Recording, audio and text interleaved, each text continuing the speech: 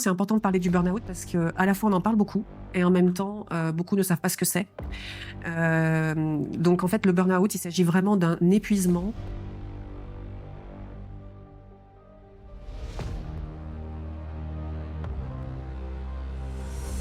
Donc c'est un syndrome, ce qui veut dire qu'il y a une atteinte à la santé. Alors c'est pas classé dans les maladies parce que c'est un ensemble de symptômes et que c'est justement un peu plus compliqué à définir.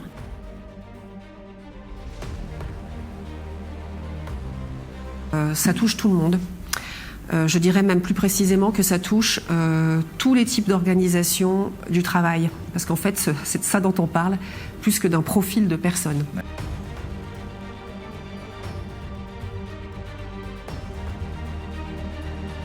Le burn-out, c'est la maladie des forts. C'est-à-dire que c'est la maladie des gens qui sont extrêmement engagés.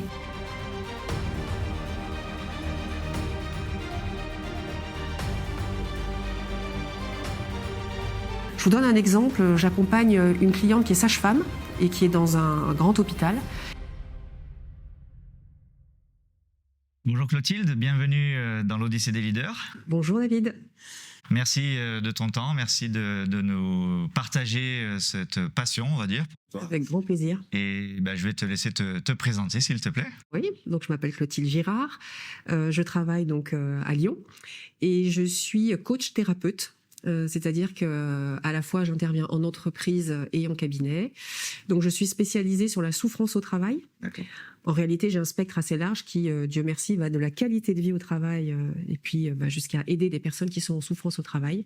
Donc je peux intervenir soit en prévention dans les entreprises pour aider les managers à adopter la bonne posture avec leurs collaborateurs. Et puis ensuite je vais aider des personnes à se reconstruire lorsqu'elles sont en burn-out, et ça évidemment ça se fait en cabinet. J'interviens aussi dans une association en tant que bénévole qui s'appelle Mieux-être et Travail, où on intervient avec des médecins du travail pour accompagner des personnes qui sont dans l'impasse à un moment donné.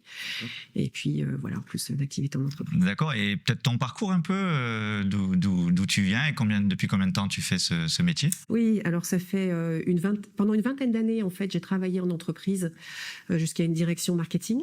D'accord. Donc je connais bien ce qui se passe dans l'entreprise de l'intérieur. Et puis ça fait une dizaine d'années maintenant que je suis coach et thérapeute. D'accord, très bien. Je te propose de plonger un peu dans le sujet du jour. Alors, on a mis du coup un peu le zoom sur, donc tu as parlé de ton spectre, qualité, là, sur le burn-out, une vraie problématique et peut-être des fois mal connue ou avec des croyances. Donc, je t'invite tout simplement déjà à définir ce que tu appelles le burn-out. Je dis vous, puisque encore une fois, il y a des médecins, c'est pas que ton analyse. Tu travailles vraiment dans le milieu avec les médecins. Donc, voilà, si tu veux nous donner la définition. Oui, effectivement, c'est important de parler du burn-out parce qu'à la fois on en parle beaucoup et en même temps beaucoup ne savent pas ce que c'est. Donc en fait le burn-out, il s'agit vraiment d'un épuisement physique et psychique. D'accord. Donc c'est un syndrome, ce qui veut dire qu'il y a une atteinte à la santé. Alors c'est pas classé dans les maladies parce que c'est un ensemble de symptômes et que c'est justement un peu plus compliqué à définir. Pour autant, on voit bien qu'il y a une vraie atteinte profonde à la santé. Je voudrais dire tout de suite que c'est différent de la dépression. Ça peut conduire à une dépression, mais c'est pas les symptômes premiers. D'accord. En fait, c'est des gens qui sont extrêmement fatigués, qui, au niveau cognitif, à un moment donné aussi, il y a certaines pertes cognitives, c'est-à-dire que les personnes peuvent plus se concentrer, ont des pertes de mémoire, etc. Sont liées aussi avec ça des ruminations, des insomnies, parce qu'il y a les pensées sur le travail, puisque là on parle du burn-out professionnel, qui sont toujours présentes. Également, on peut observer une dépersonnalisation, c'est-à-dire que sur la fin du processus, quand les personnes sont en entreprise, eh bien, elles sont plus en lien avec les autres. Elles vont à peine dire bonjour. Elles sont un peu comme des robots. Et donc, elles vont faire du présentéisme. Et souvent, on observe que ces personnes-là s'isolent beaucoup. On peut observer aussi beaucoup d'irritabilité. Parce qu'en fait, le stress est très, très présent. Et elles vont avoir des comportements qu'on ne leur reconnaît pas auparavant. Et puis après, il y a toute une kyrielle de symptômes qui sont tous les petits maux qu'on peut avoir. Alors pour certains, ça va être des problèmes de peau, le dos qui est bloqué, des grosses migraines, etc., qui viennent s'ajouter sur ce tableau-là. D'accord. Une autre question, c'est par rapport au profil, en fait. Souvent, on pourrait croire que c'est des profils particuliers. Donc, quelle est ton analyse sur qui peut être sujet et dans quel cadre on peut aller au burn-out? Ouais. Alors, je dirais que ça touche tout le monde. Je dirais même plus précisément que ça touche tous les types d'organisation du travail. Parce qu'en fait, c'est de ça dont on parle, plus que d'un profil de personne. D'accord. Et j'ai envie de dire, j'aime bien reprendre ce qu'un médecin disait, enfin, ou dit encore, c'est le burn-out, c'est la maladie des forts. C'est-à-dire que c'est la maladie des gens qui sont extrêmement engagés, qui ont des valeurs, qui se sentent investis d'une mission et qui donc s'engagent beaucoup dans le travail. Alors effectivement, si on veut trouver un trait commun, c'est souvent des gens assez perfectionnistes et très engagés. Voilà. Mais j'aime bien dire que c'est un peu comme des sentinelles, c'est-à-dire que c'est ceux qui sont les premiers là, hein, qui sont au front, et c'est pour ça que c'est les premiers qui tombent. Mais en fait, ils sont finalement plus symptômes d'une organisation qui dysfonctionne, plutôt que de dire c'est un problème qui est inhérent à eux. Voilà. Donc c'est pour ça que quand on parle du burn-out, donc là on a parlé en fait des symptômes et des signaux qui sont à regarder, qui font qu'une personne est en burn-out. Mais surtout, ce qui est important, c'est d'aller regarder les causes. Okay. Et les causes, elles sont plutôt à regarder au niveau organisationnel et au niveau de l'entreprise. Ouais, c'est ça, parce qu'on pourrait rapidement dire que finalement, c'est un individu, une fragilité, c'est son problème, et essayer d'enterrer. Alors, on peut peut-être un peu brosser ce spectre des causes possibles et des conditions qui fait qu'une personne peut se mettre là. Donc tu as déjà dit, oui, il y a une partie d'engagement personnel, etc., mais qui est certainement stimulée par une organisation. Et c'est important, je pense, de remettre ce facteur-là sans culpabiliser qui que ce soit, mais d'expliquer. Voilà, c'est-à-dire qu'en fait, pour une organisation qui marche bien, qui fonctionne bien, c'est important de regarder ce qui se passe d'un point de vue systémique et que tout le monde soit engagé en fait dans cette volonté de bien fonctionner ensemble. Alors dans les facteurs qui font que ça dysfonctionne, il y a tout ce qui est autour de l'organisation du travail. Par exemple, si une personne a un travail qui est extrêmement interrompu, coupé, je sais pas moi, par des mails, des appels, etc., ou un manager qui serait amené tout le temps à aller voir plein de ses collaborateurs. En fait, on sait aujourd'hui avec les neurosciences que ça stresse énormément le cerveau. Puis on le voit bien, on est moins efficace quand on passe d'une tâche à l'autre. D'accord. Donc après, aussi, autre chose qui est à regarder, c'est tout ce qui est autour de la charge de travail et de faire attention à ce qu'il y ait bien une adéquation entre ce qui est demandé à la personne et le résultat qui est attendu, quoi. Parce que là aussi, ça peut créer du coup une charge mentale qui est énorme. En plus, aujourd'hui, on est dans un monde qui est de plus en plus complexe. Or, en fait, on demande aux personnes de mieux en mieux maîtriser les informations. Et c'est un peu un paradoxe, quoi. Donc ça, c'est tout ce qui est autour de l'organisation du travail. Ce qui est à regarder aussi, c'est comment impliquer de façon juste les personnes dans les processus de décision pour leur donner le juste niveau d'autonomie. D'accord. Alors, soit on a des personnes qui sont surresponsabilisées, et notamment, par exemple, suite à la crise Covid, il y a des gens qui se sont retrouvés un peu tout seuls à prendre plein de responsabilités alors que c'est pas de leur ressort. D'accord. À l'inverse, on peut observer des personnes qui sont, soit qui s'ennuient dans leur travail, soit en tous les cas qui sont complètement sortis des circuits de décision. D'accord. Je vous donne un exemple. J'accompagne une cliente qui est sage-femme et qui est dans un grand hôpital, et elle raconte qu'à l'époque, dans son métier, elle était autour de la table avec les médecins pour discuter en fait des cas des patients et de savoir, on leur demandait leur avis pour savoir comment annoncer un diagnostic, par exemple. Aujourd'hui, les médecins sont autour de la table et les sages-femmes sont un rang ou deux rangs derrière et ne sont plus forcément là lorsque le diagnostic va être annoncé. D'accord. Et là, en fait, il y a vraiment une perte d'autonomie, une déresponsabilisation. Et ça peut vraiment atteindre profondément la personne. D'accord. Voilà. Et puis après, bien sûr, il y a aussi tout ce qui est relation au travail. Alors, ça peut être avec les collègues. Donc, mais là, ça parle de qu'est-ce qui est créé pour faire du collectif, pour qu'il y ait de la solidarité. Comment les managers, justement, ou les dirigeants vont développer cette culture-là. Et puis, bien sûr, la posture, l'attitude du manager.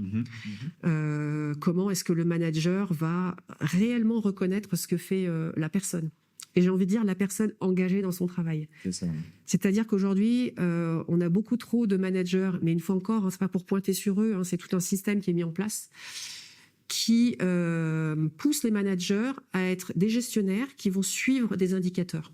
Et donc des indicateurs de résultats, de performance. Donc on va parler du combien, on va parler de chiffres, et on va oublier le comment. On va oublier en fait comment la personne réalise son travail.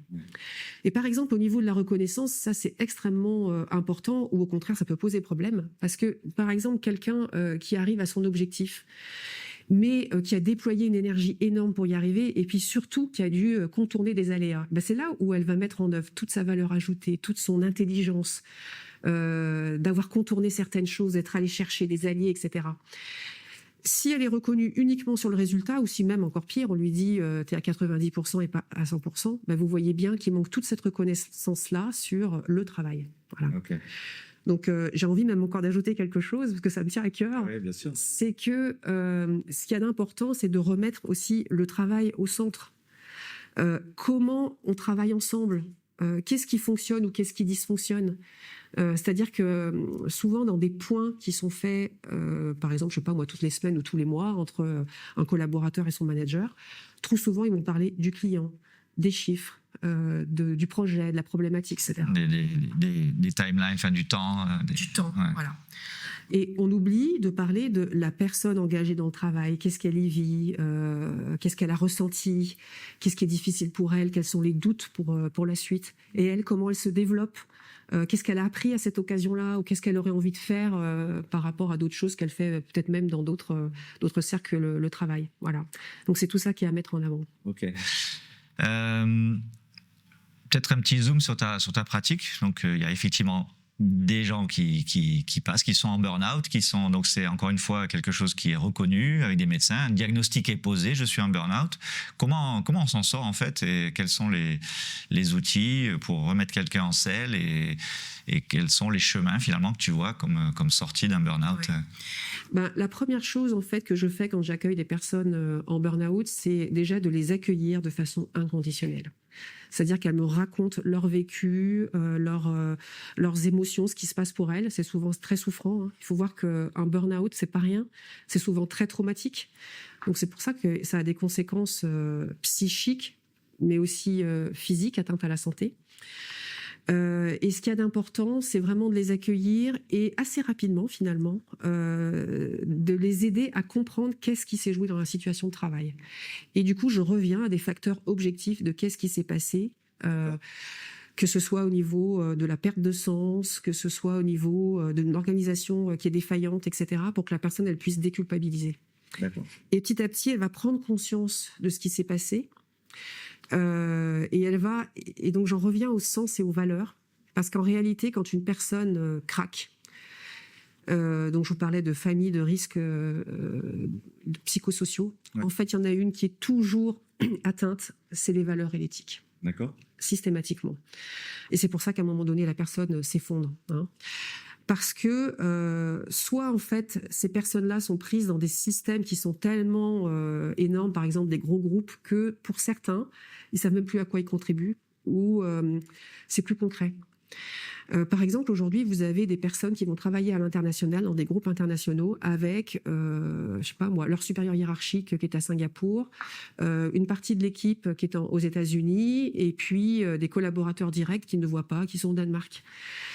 Donc il y a quelque chose qui est dépersonnalisé et tout ça devient abstrait. Voilà.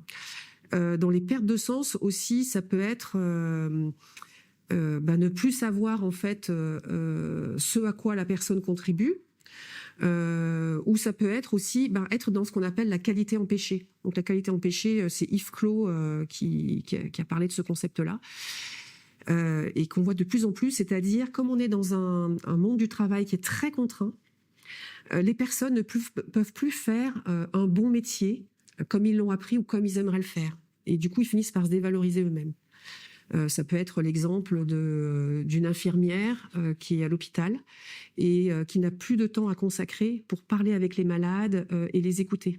Et donc, voilà, son métier est vidé de sa substance. Et voilà, les gens, à un moment donné, se sentent pas bien avec tout ça. Donc en fait, il y a une prise de conscience. Ça commence par faire prendre conscience à la personne de ce qui s'est passé pour qu'elle déculpabilise un petit peu, de dire « Ah oui, j'avais pas vu toutes les étapes qui ont mené à ça ».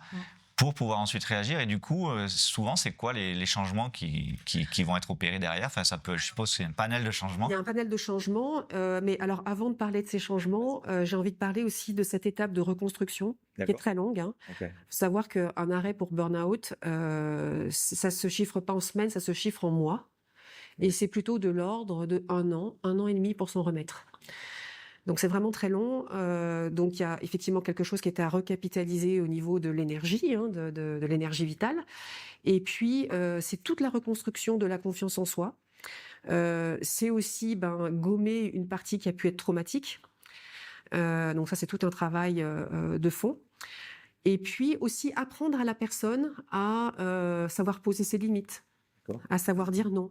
Et puis à repérer aussi quelles sont ses valeurs, dans quel environnement elle va se sentir bien, qu'est-ce qui est important pour elle. Et souvent, il y a un travail qui est fait, alors ça va des fois jusqu'à la reconversion.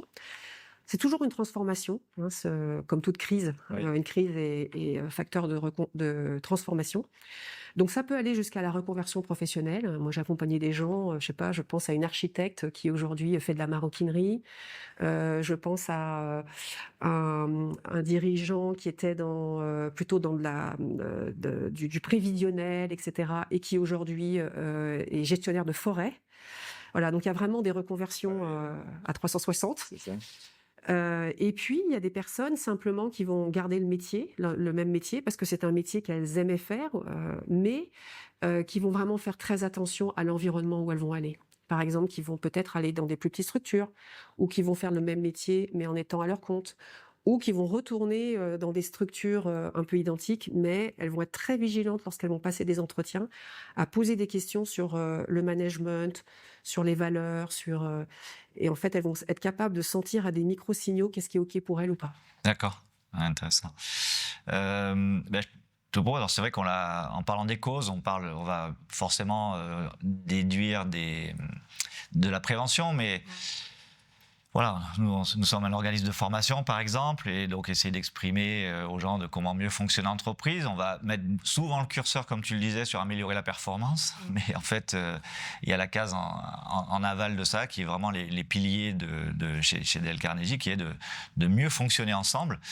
Voilà, si tu devais donner un peu des avis sur comment on empêche que ça se passe, et comment peut-être détecter qu'il y a un terreau pour ça, et puis une personne qui est en train de basculer. Alors, voilà, si tu as des... Oui.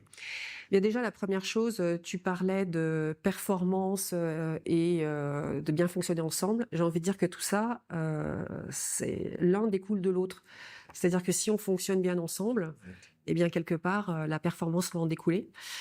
Et donc, ce qu'il y a d'important, c'est déjà que pour l'entreprise, elle puisse communiquer, donc travailler et communiquer sur une vision claire de ce qu'elle veut, à quoi elle contribue, de là où elle va, de donner du sens, de travailler aussi sur sa culture managériale et sur ses valeurs. Mais j'ai envie de dire, non seulement d'y travailler, mais surtout de l'incarner. Et ça, c'est donc du coup quelque chose qui prend du temps, parce que c'est s'assurer que à la fois les collaborateurs, les managers, les dirigeants sont vraiment le reflet d'attitude et de posture qui vont contribuer à du bien-être au travail. Alors en tant que manager, plus particulièrement peut-être, si j'avais quelques pistes à donner, c'est vraiment d'être dans un vrai échange avec ses collaborateurs, d'être centré sur le travail, c'est-à-dire qu'il y ait des moments où on puisse parler du travail, et une fois encore, j'insiste, c'est comment on fait le travail. Pourquoi pas que les managers d'ailleurs aillent sur le terrain pour vivre la vie de ses collaborateurs, pour ne pas être simplement des gestionnaires. Il y a quelque chose qui est très important au niveau de la fixation des objectifs, c'est-à-dire que ces objectifs soient réalistes. Alors évidemment, tout le monde connaît les objectifs SMART, et en réalité, aujourd'hui, on voit qu'on demande des choses qui sont quasi impossibles. Par exemple, je pense à un cabinet de conseil en ingénierie où j'accompagnais un des dirigeants, et en fait, il y avait un service qui était dans la contractualisation des affaires et qui fixait toutes les deadlines et puis tout le livrable. Et puis derrière, ce dirigeant, lui, il avait une équipe d'ingénieurs, et eux, ils étaient contraints dans le délai avec des choses qui étaient irréalisables. Et donc forcément, à un moment donné, ça va plus. Et la variable d'ajustement devient le collaborateur. Et donc c'est là où c'est vraiment inquiétant parce que le travail doit être vecteur de santé et non pas toucher la santé des collaborateurs. Donc vraiment cette histoire de fixer des objectifs, de vraiment remettre le travail au centre et de discuter de ça, et puis après d'être dans une relation authentique avec ses collaborateurs, où chacun puisse exprimer ce qu'il vit, ce qu'il ressent, donc puisse avoir le droit à l'erreur, et puis dire quand il y a quelque chose qui est compliqué pour lui, parce que le manager va être à même justement de mieux lui donner des indications sur ce qu'il va pouvoir faire pour être avoir des résultats dans la performance, et puis aussi pour pouvoir détecter ce qui ne va pas. D'accord. Donc la détection de ce qui dysfonctionne, enfin de personnes qui sont en train d'aller vers l'épuisement, c'est des petites choses, des signaux faibles en fait. Mais c'est extrêmement important d'y être vigilant et surtout de pouvoir faire parler la personne autour de ça. Parce qu'en fait, les personnes qui font un burn-out, comme je le disais, c'est la maladie d'effort, donc ils sont très souvent dans le déni. Et donc eux-mêmes, ils ne reconnaissent pas qu'ils sont en train de s'épuiser et de glisser. Donc, par exemple, vous allez observer que les personnes font de plus en plus de présentéisme. Donc elles vont rester plus tard et puis en fait, elles peuvent être un peu en panique, elles sont moins efficaces. Elles peuvent être moins dans le lien avec les autres. Donc elles vont plus venir à la machine à café, elles vont plus prendre du temps pour dire bonjour et puis donner deux, trois petits mots avec. C'est aussi des personnes qui vont donc s'isoler. Et puis c'est des personnes que vous allez pouvoir sentir plus irritables, plus, vous voyez, sur la défensive. C'est ça. Et là, c'est un signe de stress et qu'il y a quelque chose qui va moins bien. Et donc là, c'est vraiment important de pouvoir les faire parler, de les questionner et d'être dans un vrai accueil de ce qui leur arrive pour pouvoir ajuster les choses. Et du coup, ça m'amène, tu vois, par tous ces points-là, ça m'amène à une question. Je ne sais pas si depuis donc le télétravail, depuis la crise Covid, se monte en puissance. Et je me posais la question, est-ce que ça serait une source pour toi? Est-ce que vous avez vu, au niveau de l'association, encore une fois, tu n'es pas seul, et il y a du monde. Est-ce que vous voyez une corrélation avec peut-être la montée du burn-out? C'est peut-être encore un peu tôt parce que c'est des épuisements sur la durée, mais voilà, je ne sais pas si tu avais un commentaire sur ça. Alors, le cas de sûr, c'est que le nombre de burn-out a vraiment augmenté depuis la crise Covid. Ouais. Mais c'est pas que par le télétravail. Sûrement, oui. C'est en fait une crise qui révèle d'autres crises latentes. Le télétravail, il y a des aspects qui sont positifs parce que les gens peuvent du coup mieux concilier vie pro, vie perso, enfin, en tous les cas avoir moins de temps de trajet et puis être plus concentrés aussi pendant les temps où ils sont chez eux et donc avoir moins ce travail interrompu. Donc là, il y a un effet qui est positif. Et il y a un effet qui est négatif, qui est qu'il y a moins de liens avec d'autres collègues. Donc ça va encore détériorer le collectif. Il y a quelque chose aussi qui est un peu plus... ça enlève tous les temps informels. C'est ça. Et en fait, les temps informels, c'est des temps extrêmement précieux. D'abord parce que c'est là où on va glaner des petites informations sur des tas de choses. Et puis, c'est du lien, c'est de l'humain. C'est là aussi où on peut commencer à dire que soit partager quelque chose où on est très heureux, et les émotions positives, c'est important, ça donne de l'énergie, soit au contraire, pouvoir commencer à dire qu'il y a quelque chose qui ne va pas bien pour soi. Ouais. Donc ça, c'est un facteur qui est défavorable. Et puis l'autre chose aussi, c'est qu'on ne se rend pas compte, mais la visio, c'est extrêmement fatigant. Et vous avez des gens qui enchaînent comme ça, réunion sur réunion, en visio. Justement, vous n'avez pas cet informel qui sont comme des mini-temps de pause, mais qui sont extrêmement importants pour récupérer. Et puis dans la visio, il y a tout cette transmission d'énergie, des tas de choses qui passent quand on est en présentiel et qui ne passent pas quand on est en distanciel et qui consomment donc beaucoup plus d'énergie. Ouais. Intéressant. Chez Dale Carnegie, on a un héritage qui est le livre de Monsieur Dale Carnegie qui a énoncé des principes de relations humaines, et je pense que c'est vraiment le cœur du sujet qu'on a parcouru aujourd'hui. Et donc, comme tous les invités, je t'ai demandé de parcourir ces principes de relations humaines, de gestion du stress. Et voilà, quel est celui ou ceux qui ont retenu ton attention? Mais écoute, il y en a plusieurs qui ont vraiment retenu mon attention. Certains, je dirais, qui s'adressent peut-être plus à des managers, par exemple. Enfin, quoi que ça peut concerner tout le monde. Et d'autres vraiment pour les personnes qui commenceraient qui sont très engagées, quoi. Alors, le premier principe, c'est complimenter honnêtement et sincèrement. Et j'aime bien le terme de sincérité, qui est très important. Et le deuxième, c'est sachez écouter, encourager les autres à parler d'eux-mêmes. Vous voyez comme c'est important à la fois en préventif et puis quand il y a les premiers signaux qui apparaissent. C'est ça.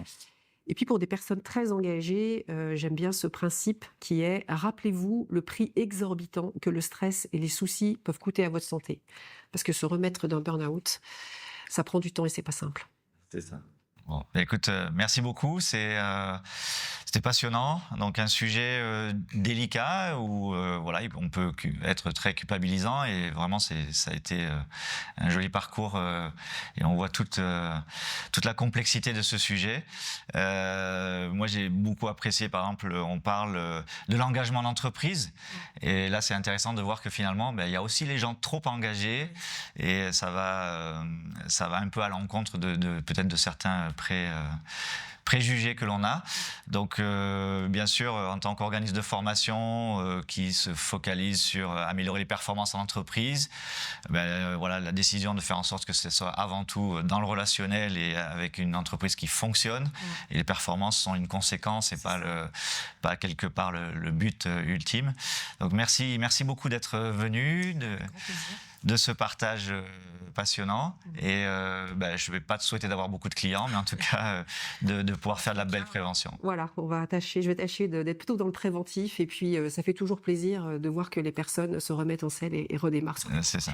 Super. Merci beaucoup. Merci à vous pour votre attention dans ce nouvel épisode de l'Odyssée des leaders. Et à très bientôt.